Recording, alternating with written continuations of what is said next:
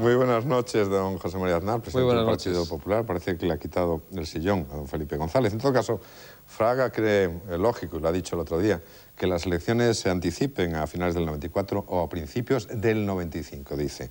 ¿Se ve para mediados del próximo año como presidente del gobierno? Lo que me veo ahora es con el deseo, sin duda, de que nuestro país mejore, que está en una situación muy débil y muy deteriorada, pero yo no quiero forzar ningún ritmo ni ninguna circunstancia. Me someteré, como siempre me he sometido, a la voluntad y a la decisión de los españoles, cuando sea el momento. Bien, vamos de todas maneras a ver si forzamos un poco sus declaraciones y concretamos.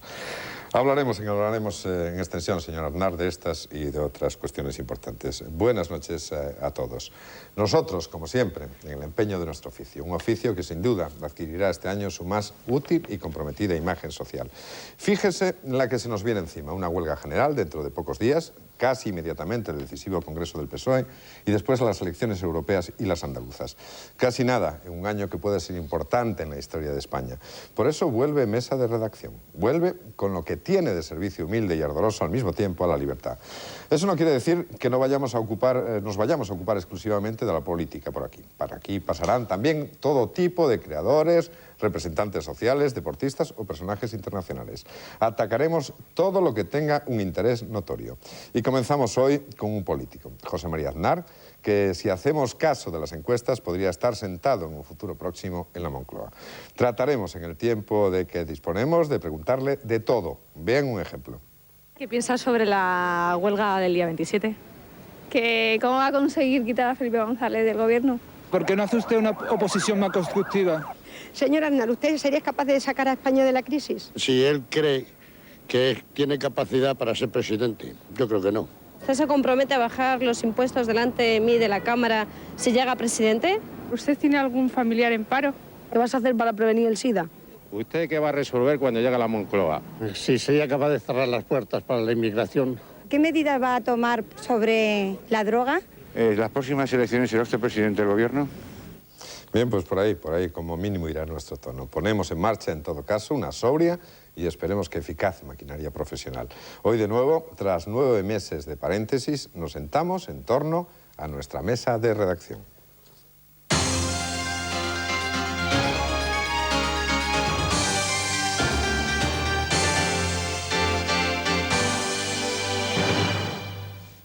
Bien, señor Aznar, ¿considera usted que Mario Conde es ya un cadáver político? En todo caso, es cierto que algún dirigente popular brindó, y no lo digo por la crisis del banco, sino por la caída de Mario Conde.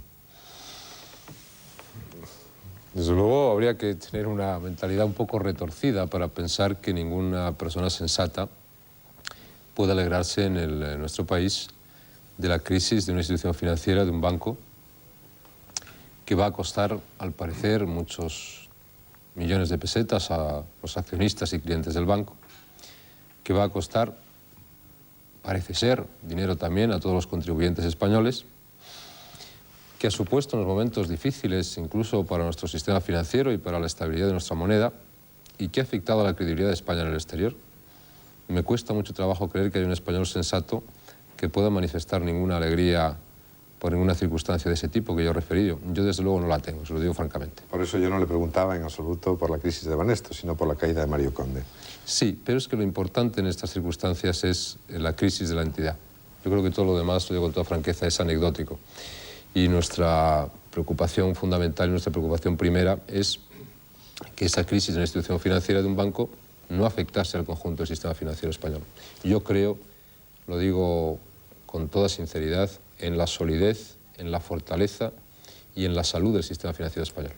Bien, tendremos tiempo para profundizar. Antes, sin embargo, les revelo algo evidente, que en esta conversación están también dos compañeros de los servicios de Telecinco, de los servicios informativos de Telecinco, Julio Fernández y Fernando Jauregui. Muy buenas noches los dos. Y asimismo, como es habitual en mesa de redacción, habrá preguntas de los directores de los principales medios de comunicación a los que les damos las gracias. Y tendremos también preguntas desde la calle. Así que, sin más preámbulos, comenzamos. Fernando, Julio. Buenas noches, señor Aznar. Empiezo yo, si os parece. Lo que quieras. A mí me da la impresión de que los españoles se han quedado en el caso Banesto, ya que estábamos hablando de Mario Conde, vamos a hablar del caso Banesto, se han quedado, como también se quedaron en el caso Rumasa, sin saber toda la verdad, o por lo menos con la sensación de que no saben toda la verdad. ¿Usted cree que podemos acusar al gobierno de falta de transparencia a la hora de revelar o de delinear lo que ha sido la crisis de Banesto? Creo que podemos distinguir dos cosas, además de la que anteriormente he dicho, que es probablemente de la más relevante, la salud del sistema financiero español y la confianza que inversores puedan tener en nuestro sistema financiero y en nuestro país, que es muy importante. Hay que distinguir en la pregunta que usted formula, yo creo que dos cuestiones esenciales. En primer lugar, es posible que esto que ha ocurrido con esta entidad financiera, con el Banco Español de Crédito, hubiese pasado en otras circunstancias del país. Es decir, la España del Partido Socialista es la España que da lugar a eso que se ha llamado la cultura del pelotazo, la de enriquecimiento rápido, o la de los casos Kio, o de los casos Rumasa, o de aquellas fórmulas famosas de hazte rico rápidamente sin responder ante nadie ni ante nada.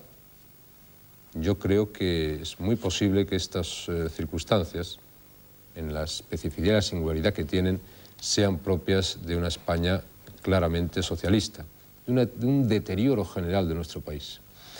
Y me preocupa porque eso también afecta a la moral del país y a la solidez del país. Y también, evidentemente, tenemos que hacer el esfuerzo y exigir las responsabilidades que correspondan para evitar que se produzca un proceso como el de Rumasa. Rumasa costó casi 1 billón de pesetas a los españoles. Se hizo un proceso de privatización absolutamente opaco, sin ninguna transparencia, y además incluso se jactaba desde el gobierno que no había ninguna transparencia mientras el gobierno tuviese que tomar esas decisiones. Yo, desde luego, deseo que no vuelva a ocurrir eso, lo que pasó con Rumasa. Y, por lo tanto, es evidente que sí para el reflotamiento de la entidad financiera Banesto se necesita y se pide dinero público, dinero de los contribuyentes, de cada uno de los ciudadanos españoles, de los 4 que estamos aquí, de los muchos españoles que pueden estar viendo este programa, tienen todo el derecho, esos españoles, a preguntar por qué y para qué. Y eso significa exigencias de responsabilidades, como es lógico, a los gestores de esa entidad. Buenas noches, señor Aznar. Buenas noches. Hablaba usted hace un momento de cultura del pelotazo, una expresión que vienen repitiendo desde hace varios años. Con esta intervención de Banesto, con esta caída de Mario Conde, ¿cree usted que estamos en el principio del fin de esa cultura, al menos a nivel de símbolos? Eso he escuchado, pero evidentemente yo lo que creo y siempre he creído que España lo que necesita, y España, que es un país que necesita más inversión, más ahorro y más empresas, lo que necesita es empresas sólidas. Lo que necesita son responsabilidades seguras. Lo que necesita es transparencia en la gestión. No ganamos nada haciendo un país opaco, haciendo un país poco atractivo para la inversión. España tiene que ser y tiene que manifestarse como un país serio, con capacidad de inversión, con empresarios que sean capaces de crear riqueza y empleo en nuestro país. Yo desearía que esto sirviese de lección para terminar con cualquier vestigio que pueda servir como cierto modelo social, lo que significa un enriquecimiento rápido, pero que al final ni crea riqueza, ni crea empleo, ni atiende el prestigio de nuestro país, ni sirve para que nuestro país tenga más crédito exterior. Oiga, señor Aznar, yo es que antes me he quedado con la impresión de que se escapaba usted un poco cuando Luis Mariñez le hacía la primera pregunta. Así que, si me permite, voy a insistir un poco sobre ella. ¿Usted cree que con la caída de Mario Conde se cierra definitivamente, o por lo menos durante una larga temporada, la posibilidad de un tercer partido en el panorama político español? O si no de un tercer partido, de una alternativa política a la alternativa política. Yo creo que usted sabe perfectamente, señor Jáuregui, que nosotros nunca nos hemos ocupado de esas cuestiones y de esos rumores. En la vida española, en la vida política, en la vida social española, tal vez sobran rumores, hay tal vez mucha espuma de superficie que tiene que ver luego muy poco con la realidad. Tal vez hay personas muy dedicadas a ver lo que pueden ser un fogonazo del momento, un fuego de artificio, pero que no se dan cuenta que lo importante al final es, como hablábamos antes, de las empresas sólidas, las empresas solventes y las cosas que se hacen seriamente por el bien de nuestro país. Sí, eso lo podemos decir ahora, pero no me negará que la popularidad de Mario Conde tenía una importante, o podría tener una importante rentabilidad política en el caso de decidirse a actuar en política. Yo creo que nos ha reñido, además. Mire, ustedes pueden insistir todo lo que quieran y están en su derecho en relación con ese punto. Yo creo que el punto importante es el otro, el que afecta al país, el que afecta a nuestro sistema financiero, el que afecta a la credibilidad de nuestro país. Ese es el punto más importante, y extraer las lecciones. Lo demás, lo digo francamente, creo que no tiene ninguna importancia. Extraídas las lecciones, Fernando, Julio, vamos a entrar ahora en la evolución del señor Aznar y su partido en este último año. Estos son los datos. Lejos, muy lejos, quedaban ya los tiempos en que José María Aznar había sido presidente de Castilla-León. Era febrero de 1993 y se celebraba el 11º Congreso del PP cuando Aznar fue elegido candidato a la presidencia del gobierno. Él se había fijado una fecha para llegar a la Moncloa, 1997, pero aquella tarde parecía que la victoria era inminente y así fue durante unos meses. El candidato popular basó su estrategia en la regeneración de España y para ello no dudó en recurrir a regeneracionistas como Joaquín Costa o Manuel Azaña. Aznar iniciaba entonces su personal campaña electoral, con la certeza de que Felipe González adelantaría las elecciones, cosa que así fue. En abril, cuando presentó a sus candidatos, el líder popular demostró que la máquina electoral del PP ya estaba en marcha hacía tiempo. Esta precampaña, junto con el giro hacia el centro del partido, aceleraron aún más sus expectativas de triunfo. En sus mítines, Aznar ofrecía un nuevo estilo de hacer política, frente al, según él, más de lo mismo de los socialistas. Nunca hasta entonces había contado con tantos apoyos y fue recibido incluso por John Major y Jacques Chirac. Se acercaba el 6 de junio y esta vez iba en serio. Así lo confirmaban las encuestas, pero sobre todo los debates electorales de las televisiones privadas. No sabemos si Aznar soñó la noche del 5 de junio con la victoria, pero lo cierto es que 24 horas después aparecía seguro y calmado anunciando la derrota de su partido y felicitando al vencedor. Era el mejor resultado de la corta historia del PP, 8.200.000 votos. Para muchos, con su serenidad, Aznar además demostró su clase política. Al día siguiente, al volver al trabajo, recordó su proyecto original, llegar al poder en 1997. Ahora, 7 meses después, cuenta con un partido rejuvenecido gracias a los últimos congresos regionales. Su discurso no ha variado y reclama un nuevo proyecto de futuro para España. Consciente de la importancia de su puesto en la oposición, se muestra cauto y no ha dudado en ofrecer la ayuda de su partido al gobierno para sacar a España adelante. Mientras, Aznar espera y no olvida que su oportunidad está cerca, quizá incluso bastante antes de 1997. Es la evolución del señor Aznar y su partido. Pero vamos a seguir hablando de cosas concretas, muy concretas. No sé, señor Aznar, si usted se suma a los temores de quienes creen que dentro de 3 meses puede haber otro decretazo, porque, por ejemplo, no se pueden pagar todas las prestaciones por desempleo. Usted recordará que en esta misma casa de Telecinco, en un debate que usted mismo moderó y que recordarán muchos millones de españoles, de espectadores, don Felipe González dijo que en el mes de mayo pasado se había empezado a crear empleo, que se había terminado con la tendencia de destrucción de empleo y que la economía española en 2 meses empezaría a recuperar. En el año 1993 se han perdido 750.000 empleos en España. Supongo que don Felipe González tiene que dar cuentas entre los españoles de eso, porque a los españoles no se les ha dicho la verdad, no se les dijo entonces. Y es uno de los problemas más graves de la situación de ahora. Dice usted, ¿es posible un nuevo decretazo? Pues es posible un nuevo decretazo. Parecía imposible hace unos meses hablar de la cifra de 4 millones de parados en España. Pero podemos alcanzar esa cifra de 4 millones de parados en este primer trimestre de 1994. En medio de un ambiente de crispación social, en el umbral de una huelga general, con una grave crisis económica, con un gobierno fuertemente deteriorado y un partido dividido, tenemos que medir todos muy bien cuáles son nuestras responsabilidades. Yo no desearía que en España hubiese un nuevo decretazo, porque eso significaría que ha continuado el proceso de paro y de destrucción de empleo en España. Y por eso intento que se introduzcan los elementos de modificación de la política económica en nuestro país que sirva para que se produzca una reactivación. Como hemos visto que el Gobierno no ha hecho nada, en el mes de diciembre presentamos unas medidas de choque para reactivar la economía española. Espero que esas medidas, si el Gobierno tiene alguna sensibilidad, sean tomadas y tenidas en cuenta.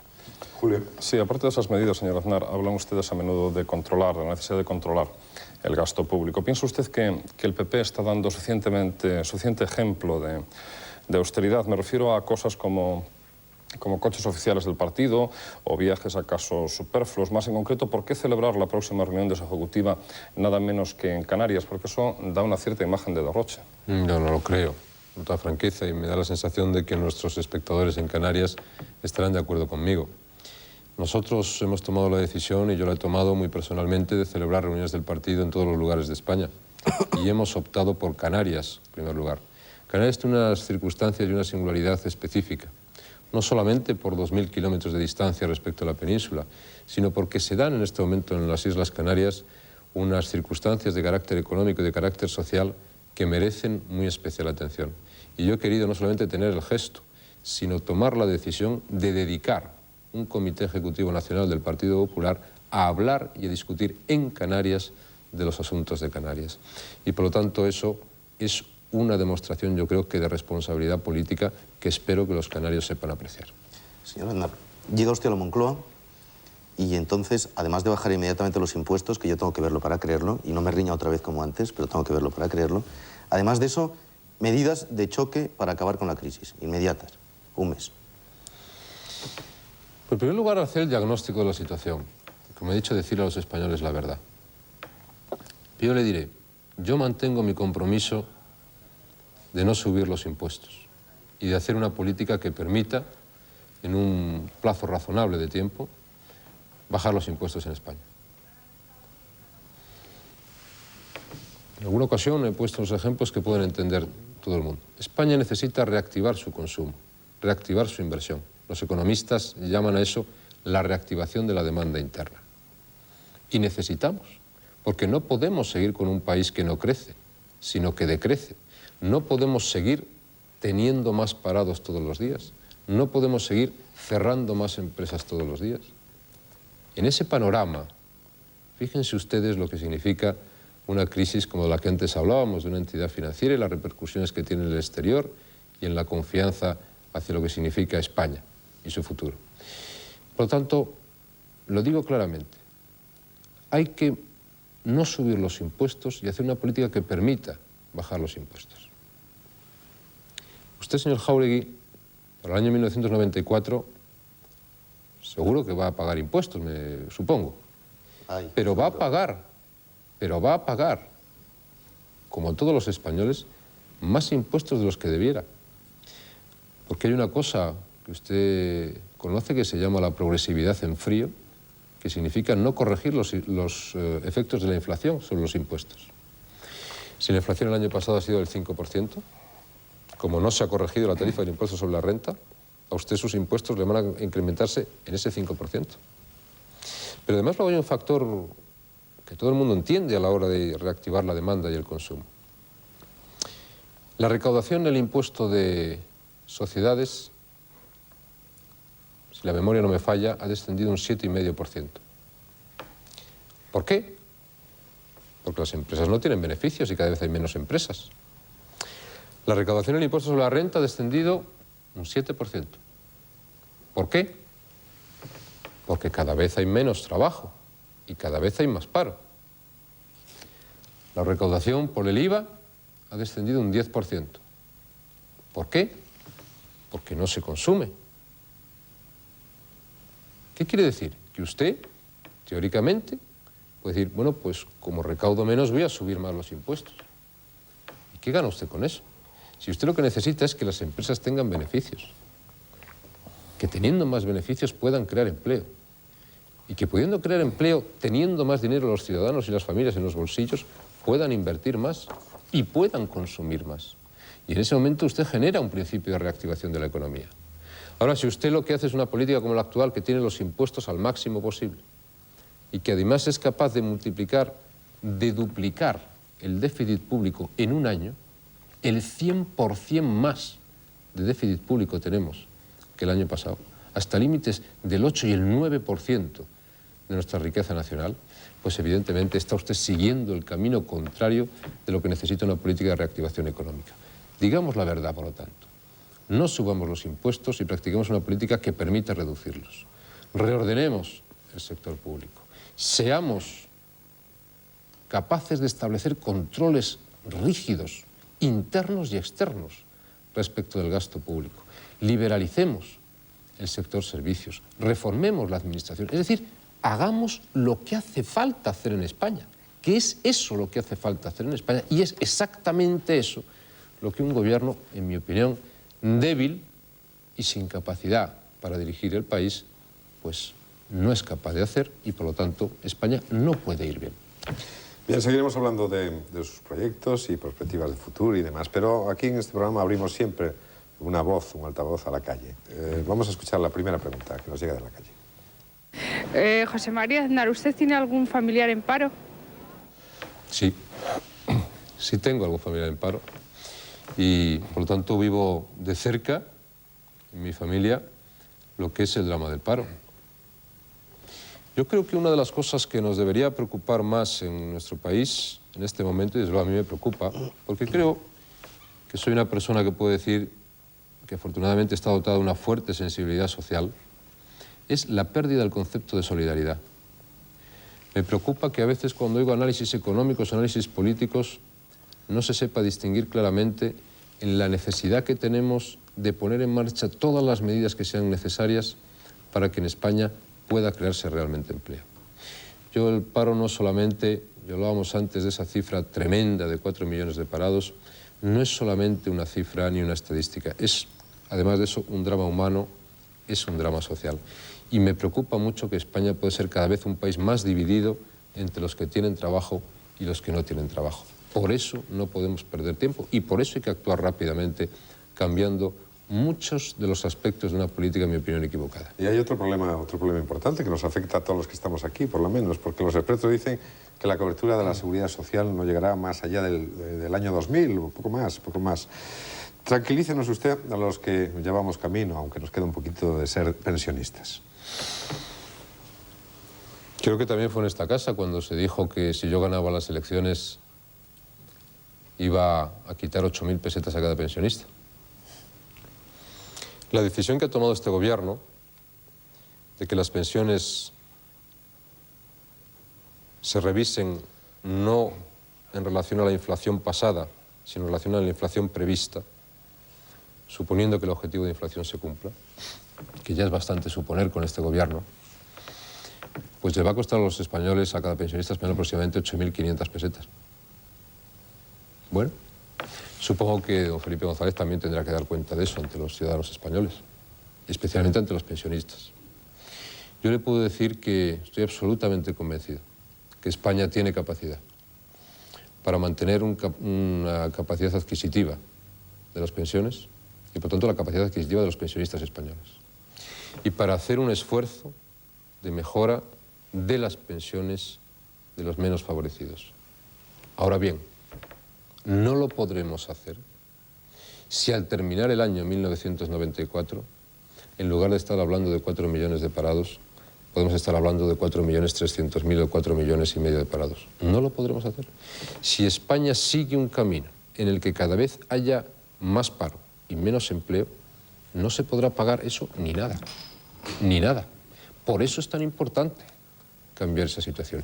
Y es el mensaje, si se me permite, que yo a ese mundo de los mayores y a ese mundo de los pensionistas, que no deben tener en ningún caso una actitud temerosa, quisiera decir, todos en España, y ellos también, dependen de nuestra recuperación económica y de que en España haya empleo.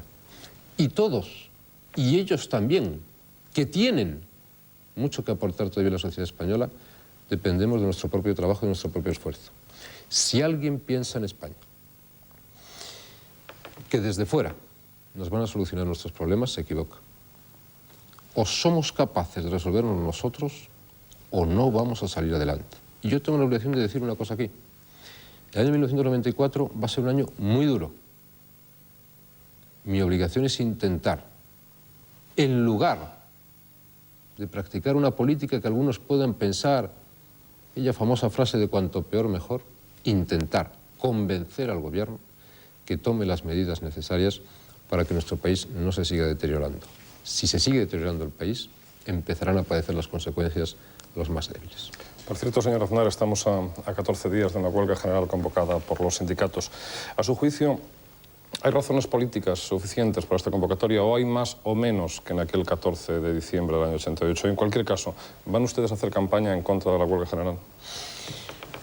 Creo que la huelga general es consecuencia de un fracaso, que es el fracaso del pacto social. Don Felipe González, cuando comienza esta legislatura, tiene dos objetivos. El primero es formar un gobierno de coalición, objetivo que no consigue. El segundo es hacer un pacto social, objetivo que tampoco consigue. Por eso, cuando se puede preguntar sobre el balance de estos 6 meses de gobierno, no puede ser un balance positivo, ateniéndose a los mismos objetivos del propio señor González. Pero nace la huelga general del fracaso de un pacto social. Hay razones que justifiquen, en mi opinión, cierta irritación o crispación de una parte importante de la sociedad española, en la que incluyo a las centrales sindicales, en contra del gobierno, en contra de la política del gobierno. Yo creo que hay muchas razones. Yo mismo puedo decir, y lo he dicho antes, que deseo un cambio profundo en la política económica del gobierno. Y más, en actitudes y en otros tipos de políticas, pero especialmente en la política económica del gobierno. Y creo que las cosas se nos pueden hacer en nuestro país mejor y además de un modo distinto, con políticas distintas y con actitudes distintas. Ahora bien, en este momento, en las circunstancias de crisis de nuestro país, ¿es útil una huelga general? ¿Va a mejorar nuestra situación de empleo? ¿Va a mejorar nuestras posibilidades de inversión? ¿Va a hacer que en España haya más empresas? ¿Va a aumentar nuestra capacidad de recibir dinero por vía de inversión del exterior? Yo creo que no. Ya he dicho en muchas ocasiones que nosotros no vamos a respaldar esa huelga general. Por lo tanto, permítame que resuma en esas 3 circunstancias. Consecuencia del fracaso del gobierno en el pacto social que prometió ante los españoles, hay muchos motivos para la irritación con este gobierno, pero creo que una huelga general no es una respuesta ni adecuada, ni útil, ni conveniente para el país en este momento. Le repito la pregunta, ¿van a hacer campaña en contra de la huelga general? La huelga general la hacen las centrales sindicales contra el gobierno. Yo acabo de manifestar mi posición, y es que la huelga general no la considero una respuesta ni inteligente ni útil para las necesidades del país. Oiga, señor Aznar, si usted estuviese en el gobierno, o hubiese estado en el gobierno, ¿hubiese podido hacer algo diferente a la reforma laboral que ha hecho el equipo de Felipe González? Nosotros hemos dicho que esa reforma es una reforma que en lo que significa las necesidades de nuestro país, es una reforma que es una condición necesaria, pero no es una condición suficiente. ¿Cuál tiene que ser el objetivo de esa reforma? Que en España pueda haber empleo. Ese es el objetivo esencial. ¿Cuál es para nosotros el objetivo también de una reforma que tiende a flexibilizar el mercado de trabajo? Que no puedan producirse abusos en la contratación. ¿Cuál es el tercer objetivo que debe buscar esa reforma? Incorporar a las posibilidades de trabajo a muchos miles de españoles que en este momento no tienen posibilidad de trabajar. Ese es el sentido de fondo que tiene que tener esta reforma. Ahora, ¿qué ocurre si solamente se hace eso? Es decir, hoy el gobierno le puede decir a los ciudadanos españoles, si se aprueba esa reforma laboral, ¿se va a empezar a crear empleo en España? No se lo puede decir. Y si se lo dice, no diría la verdad. Porque no es verdad. Si usted solamente hace esa reforma laboral, pero no es capaz de controlar el déficit público, no es capaz de establecer ese marco de confianza que reclamamos, no hace una reforma fiscal, no hace la reforma del sector público, sigue teniendo esa ineficiencia en la administración, sigue con sectores monopolizados y no sujetos a la competencia, evidentemente en ese momento esa reforma laboral no vale. Por lo tanto, habría que decir, ¿es necesaria una reforma laboral? Sí es necesaria en España, pero no cualquier reforma laboral. Permítame un ejemplo claro. ¿A usted le parece razonable, a muchos espectadores que nos pueden estar viendo les parece razonable, que a una persona de 28 años se le puede definir como aprendiz? Es decir, ¿puede haber en España aprendices de 28 años de edad. El contrato de aprendizaje es un contrato que existía en España y que este gobierno eliminó y que ahora vuelve otra vez a establecer. ¿Es bueno el contrato de aprendizaje? Sí, es bueno que haya aprendices. Y si es bueno que haya aprendices, por ejemplo, no se entiende que el proyecto del gobierno limite el número de aprendices que puede haber en una empresa. No se entiende. Pero todavía se entiende menos que se puede definir como aprendices a personas que tienen 28 años. Un aprendiz, en la definición del concepto clásico, no es un trabajador. Entonces, haga usted un contrato de aprendizaje que sea la respuesta correcta a lo que tiene que ser un aprendiz en una empresa española. Y haga usted luego, si quiere, contratos de inserción profesional en circunstancias que puedan favorecer la realización de esos contratos o la formación o la creación de empleo en el marco de unas relaciones laborales seguras y estables para los empresarios y para los trabajadores. Pero no confundamos las cosas. Puedo poner otro ejemplo. Las agencias de contratación temporal. Pueden creer muchos telespectadores, yo les pido que lo crean porque es verdad, que las agencias de contratación temporal llevan trabajando durante muchos años en España. Durante muchos años. Y es ahora cuando se van a legalizar. Por lo tanto, quiero decirle, sí es necesaria una reforma laboral, pero no es necesaria cualquier reforma laboral. Y sobre todo, no va a resolver el problema del empleo si no va acompañada de unas medidas complementarias de choque fuertes en la economía española. Insisto, hemos esperado 6 meses a que el gobierno plantease esas medidas. Cuando hemos visto que no es capaz de hacerlo, es cuando nosotros hemos planteado unas medidas que, por ser complementarias de algo que queremos mejorar, como es la reforma laboral, creemos que pueden ser muy útiles en este momento para la economía española. Bien, sin duda se planteará a lo largo de esta entrevista más cuestiones de temas laborales, lo plantearán desde la calle incluso. En todo caso, vamos de momento a cambiar un poco el ritmo. ¿Qué es lo que piensan de don José María Aznar en la calle? ¿Qué es lo que piensa la gente? Hemos realizado una rápida encuesta, escuche. A ver si es verdad que nos va a sacar del apuro que tiene España. Como todos los políticos, unos rollistas. Ay, que es un cochinón, ¿no? Perdona, ¿sabes quién me he creído que...? No, bórralo. Perdona, ¿sabes quién me he creído que era? El del banco, le he confundido ahora con el banco. Estupendo, a mí me parece estupendo. Veo una persona que va nada más que por el poder y un figurón. Que va para arriba y que yo creo que va a creer más, que es lo suyo, ¿no? Le veo un tío déspota. Me gusta y listo. Yo en estas cosas de política, la verdad, yo no. Como mujer, pues no sé nada de esto. Yo veo que es un gran político. Bueno, pues ni fu ni fa. Le veo un poco fanfarrán. Pues es una persona muy decente, muy normal. Si se va este, viene otro y hace lo mismo, o sea que... Es hora de que ya coja el poder, porque ya va siendo hora con la corrupción que hay en este país. Se dedica mucho a criticar al gobierno sin exponer sus ideas claras, qué es lo que tiene que hacer. Para todos son iguales, vamos, que cada uno... Yo, me da lo mismo. Ya ve lo escéptico que es la gente con la política y los políticos. Bien, en todo caso le voy a leer ahora, si le parece, señor Aznar, unos cuantos titulares aparecidos en los últimos días en los medios de comunicación y usted me responde brevemente o me hace un comentario. Primer titular. Iglesias Zamora paga otros 200 millones de pesetas a ETA por su liberación. Yo no puedo aprobar en ningún caso que se pague un rescate que pueda beneficiar a una organización terrorista como ETA. Y por lo tanto hubiese deseado que las fuerzas de seguridad del Estado hubiesen tenido éxito probablemente en la tarea que han emprendido de impedir que ese dinero llegase a la banda terrorista ETA. Lamento mucho que no lo hayan conseguido. Y el segundo titular. El PNV califica de chusco y del pasado el discurso del rey. Se refiere, como sabe, a las alusiones de don Juan Carlos a la unidad de España en la última Pascua Militar. Yo creo que los discursos del rey no se deben comentar, deben ser en todo caso respetados y me parece por decirlo de una manera suave, una pataleta infantil y bastante irresponsable esa declaración del Partido Nacionalista Vasco.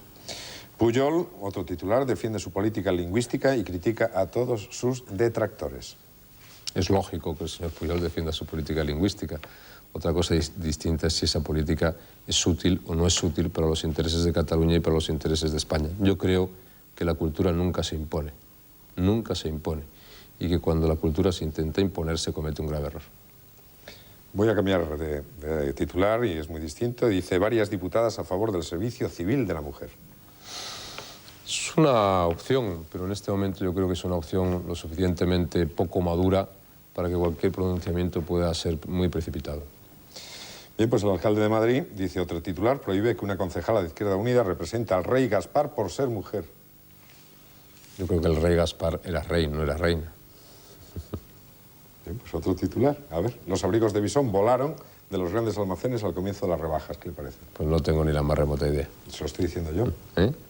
Pues ni me parece bien ni me parece mal. Crisis y bisones que vuelan. Bueno. Bien, 80.000 curas casados piden al Papa que les libre del fardo del celibato. Otro titular. Es lógico esa petición. Otra cosa distinta es que parece también bastante lógico, según la doctrina de la Iglesia, que el Papa supongo que dirá que no. Otro titular. El número de presos ha aumentado un 10% el año pasado y alcanza ya los más de 47.000. Habría que ver no solamente el número de presos, sino por qué se producen esos presos. Si eso tiene mucho que ver, que yo creo que tiene bastante que ver con el incremento del narcotráfico en España y del consumo de drogas en España, lo cual es un dato extraordinariamente preocupante, que yo creo que no está siendo correctamente tratado, en mi opinión, desde el Gobierno, y también habría que ver y analizar muy detenidamente la situación de las cárceles en España, que yo creo, en los datos que tenemos y en las comparecencias parlamentarias, deja bastante que desear, por desgracia. Bien, pues vamos a hacer ahora mismo, si le parece, un pequeño alto. Volvemos dentro de unos instantes porque todavía hay muchas cosas de las que hablar. Hasta ahora mismo.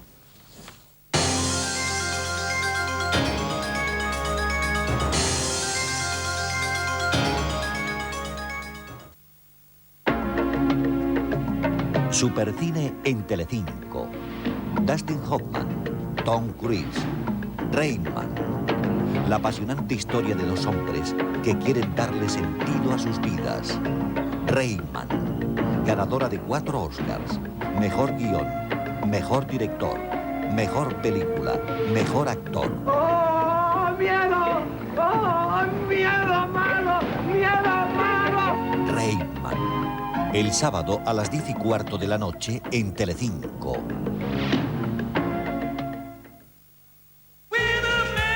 Los coches te llevan, los conduces, pero un Clio, además, se vive. Y ahora toda la gama Clio te ofrece una financiación con un TAE del 6,9 en 24 meses y desde un 25% de entrada.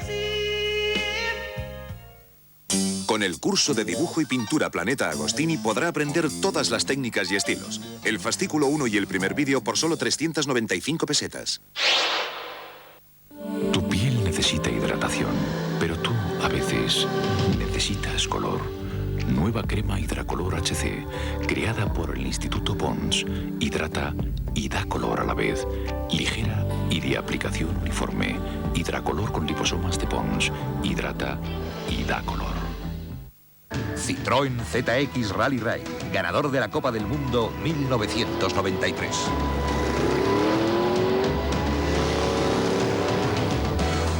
Y para celebrarlo, este mes 2 grandes ofertas. Citroën ZX desde 1.440.000 pesetas o diésel a precio de gasolina.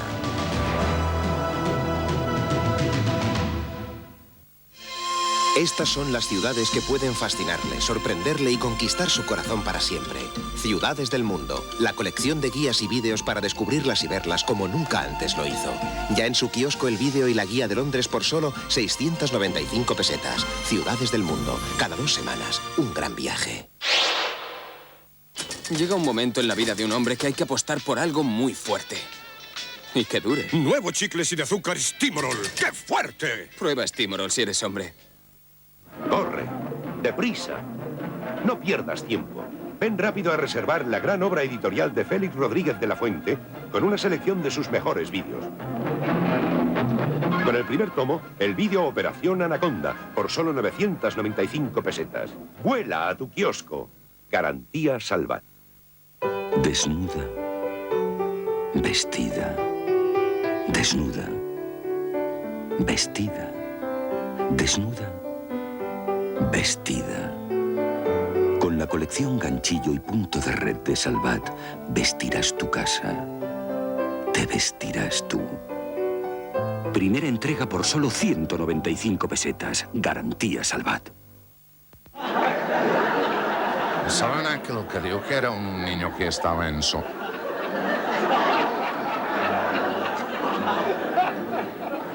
¿Saben aquel que dijo que era un niño que estaba en su...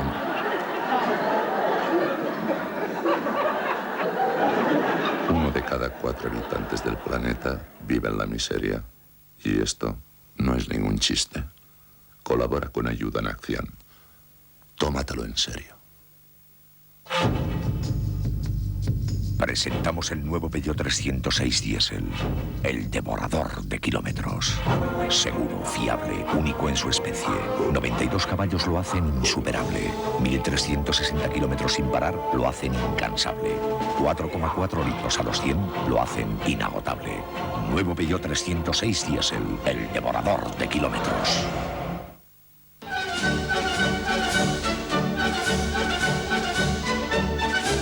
Bricolaje fácil de Planeta Agostini.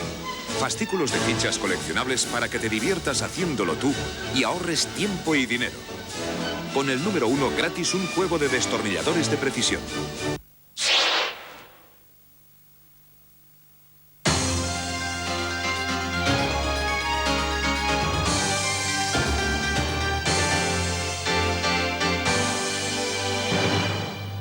Es todavía la hora para hablar de cuestiones importantes para el futuro político de España. Estamos con don José María Aznar, presidente del Partido Popular, y esto es Mesa de Redacción. Una mesa de redacción que ahora se abre, como siempre, como es habitual o como ha sido habitual siempre, al resto de los medios informativos. Vamos a escuchar las preguntas que le van a hacer el señor Aznar desde los principales medios de comunicación. Empezamos con don Jesús Ceberio, que es el director del País.